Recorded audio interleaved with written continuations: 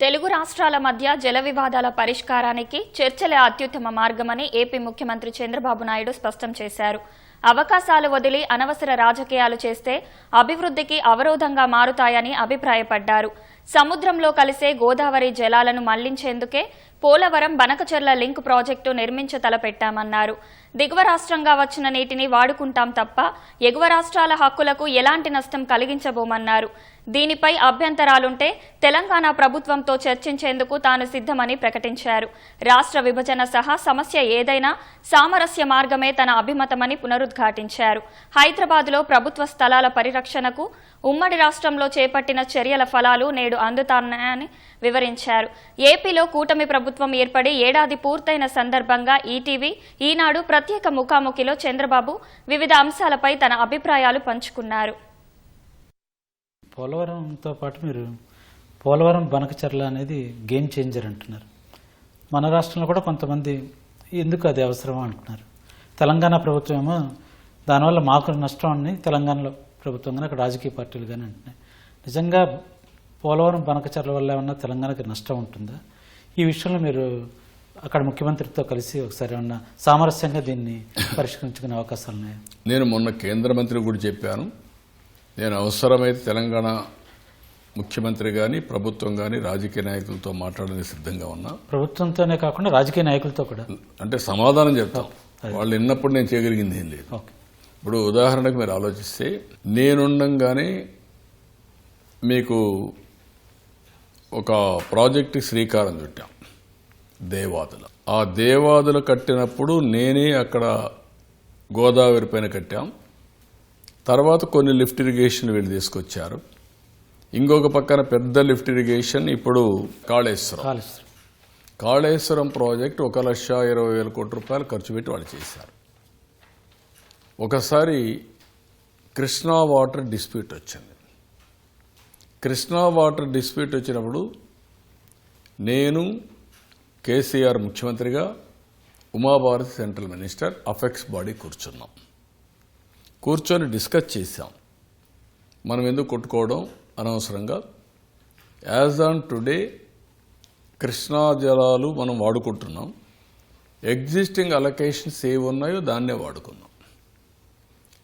తెలంగాణ రాష్ట్రానికి మొత్తం నీళ్లు మీకు ఎన్ని వస్తాయో అని మీరు తీసుకొని మీరు ఎక్కడ కావాలంటే వాడుకోండి.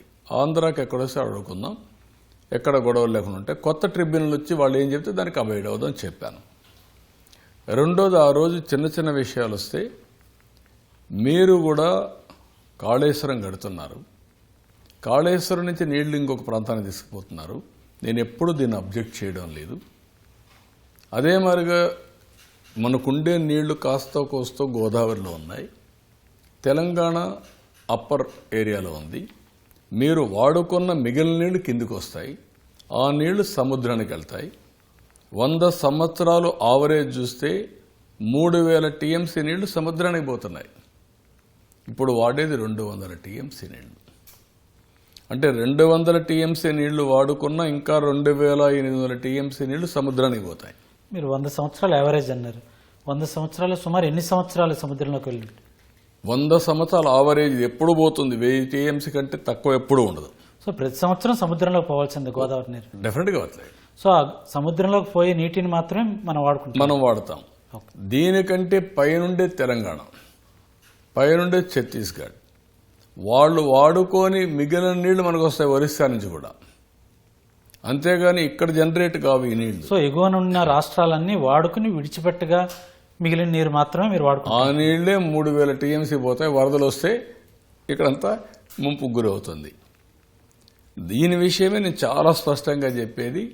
దేనికి ఇష్యూ నాకు తెలంగాణలో నేను ఎప్పుడు కూడా మీరు గుర్తుపెట్టుకోవాల్సింది, 2 ప్రాంతాలు సమానమని నేను ఎప్పుడు చెప్తున్నాను. నాకు అవును.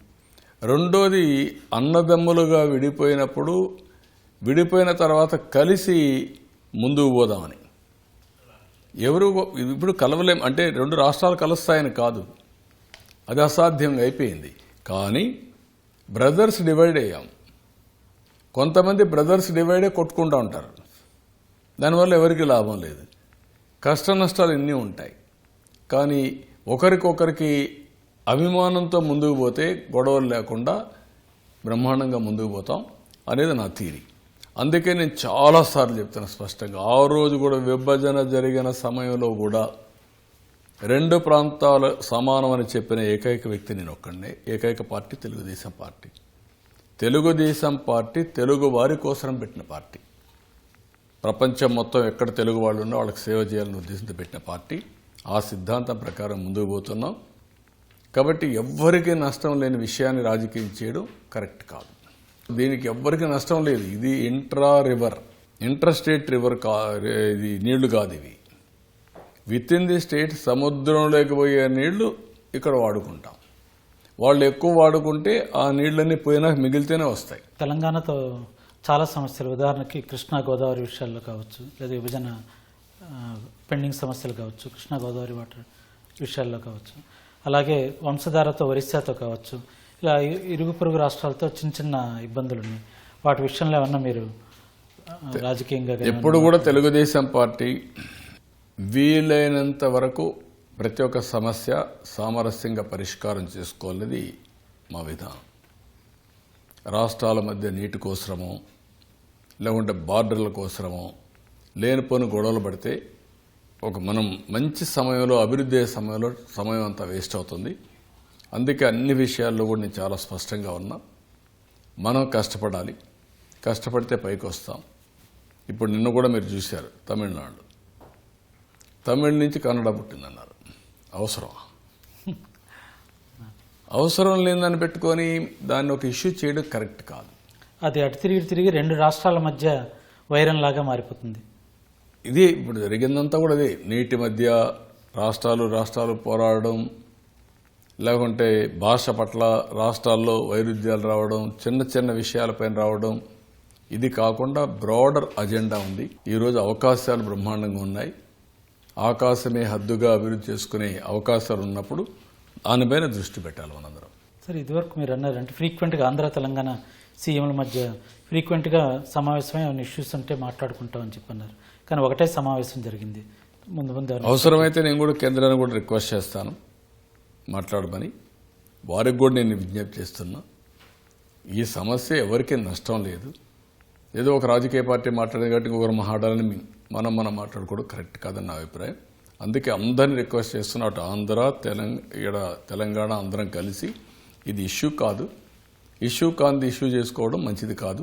మనందరం కలిసి ఇప్పుడు నేను చెప్పారు కదా మీకు, సముద్రంలోకి పోయే నీళ్లు వాడుకుంటే నష్టం ఎవరికి? తెలంగాణ వాడుకోగా మిగిలినట్టు. అక్కడ ఇప్పుడు కొన్ని ప్రాజెక్టులు ఉన్నాయి. ఇక్కడ చిన్న చిన్న ప్రాజెక్టులు కట్టాం. పుష్కర కట్టాం, నేనే కట్టాం, తాటిపూడి కట్టాం, పుష్కర కట్టాం. ఇప్పుడు పోలవరం వస్తూ ఉంది. ఇలాంటి వచ్చే పరిస్థితి వస్తుంది. ఆ విషయంలో అందరం కూడా ఇంకొక పక్కన ఈ పక్కన right main canal, left main canal వచ్చింది. అక్కడి నుంచి గోదావరి నీళ్లు కృష్ణాకు వస్తున్నాయి. గోదావరి నీళ్లు ఉత్తరాంధ్ర సుజల శ్రమ ద్వారా శ్రీకాకుళానికి వెళ్తాయి. ఇవన్నీ ఉంటాయి. కాబట్టి అమికబుల్గా సార్ట్అవుట్ చేసుకుంటే సరిపోతుంది. సుమారు 60 నుంచి 70% ఆ రాష్ట్ర ఆదాయం అంతా కూడా రాజధాని నుంచే వస్తుంది. సో ఆ ఉద్దేశంతో మీరు అమరావతిని సంకల్పించడం, రైతుల నుంచి మంచి సహకారం రావటం అని మనకు తెలిసిందే, ప్రజలందరికీ తెలుసు. లాస్ట్ గవర్నమెంట్ దాన్ని ఎలా విధ్వంసం చేయాలో చేశారు. నిన్న మొన్న కూడా నోరు పారేసుకున్నారు, నోటుకు వచ్చిందలో మాట్లాడారు.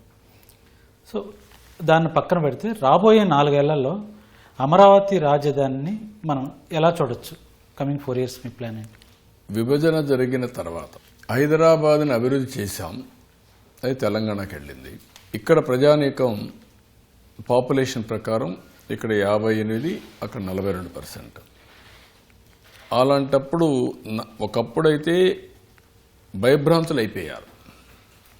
విభజన జరిగిన ఫస్ట్ కొంత బిగినింగ్లో మాకు పెన్షన్లు వస్తాయా, మాకు డబ్బులు ఎక్కడున్నాయి, ఏ పని కాదు కదా, మా పిల్లల్ని చదివించుకోవాలి అని భయపడిన రోజులు. నేను అక్కడి నుంచి కాదు ఇవన్నీ వస్తాయని చెప్పి చేశాం. ఇప్పుడు కూడా ఆంధ్రప్రదేశ్కి స్ట్రక్చరల్ ఇంబ్యాలెన్స్ ఉంది. హైదరాబాద్ ఒక మహానగరం, విభజన జరిగింది. హైదరాబాద్ తెలంగాణకి వెళ్ళింది. దానివల్ల అర్బన్ పాపులేషన్ తెలంగాణలో పెరిగింది, ఆంధ్రాలో తగ్గిపోయింది. 2, విభజన జరిగే రోజున industry service sector Andhra Telangana 2 ఒకటి కాబట్టి బ్యాలెన్స్డ్గా ఉన్నాయి. ఇప్పుడు agriculture Andhra 34%, Telangana 14%. Service sector Telangana 67%, Andhra 42%. ఇప్పటి లెక్కల మీరు చెప్పేది? ఇప్పుడు లెక్కలు అంత మునుపు సమానంగా ఉండేటివి ఇప్పుడు వ్యత్యాసాలు వచ్చేసాయి. అన్ని ఉమ్మడి ఆంధ్రప్రదేశ్ ఉన్నప్పుడు సమానంగా ఉండేది, అంటే ఒక రాష్ట్రం కదా, ఒకటే రాష్ట్రం. ఇప్పుడు ఏమైంది, ఇంబ్యాలెన్స్ వచ్చింది. దీనివల్ల ఏమైంది, ఆదాయం సర్వీస్ సెక్టర్ బాగా ఉండే రాష్ట్రాల్లో 9.39% జిఎస్టిపి నుంచి జిఎస్టి ఆదాయం రాష్ట్రానికి. ఈ రాష్ట్రంలో 6%, అంటే 2/3, 3/4, 3 అంటే 100 రూపాయలు అక్కడ వస్తే మనకు 60 రూపాయలు వస్తాం. అవన్నీ ఇప్పుడు కరెక్ట్ చేయాలని నేను అమరావతి కన్సీవ్ చేశాను. డబ్బులు లేవు, నాకు ఆలోచనలు ఉన్నాయి, ప్రజల్లో నమ్మకం ఉంది. 33,000 ఎకరాలు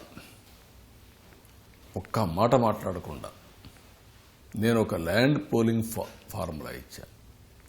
మీరు గుర్తుపెట్టుకోవాలి, హైదరాబాద్ ఎయిర్పోర్ట్ కట్టా, not even one dispute. Why? ఒక నమ్మకం. ల్యాండ్ ఎక్విజిషన్ కూడా మీరే చేశారు? నేనే చేశాను.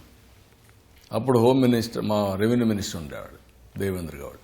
చెప్పాను 5,000 ఎకరాలు కావాలి, పోయి మెసేజ్ చెప్పండి, నేను కూడా చెప్తాను.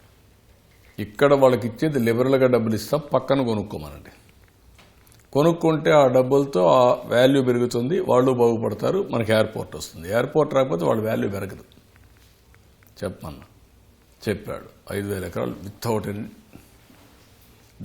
డిస్టర్బెన్స్ ఇచ్చారు.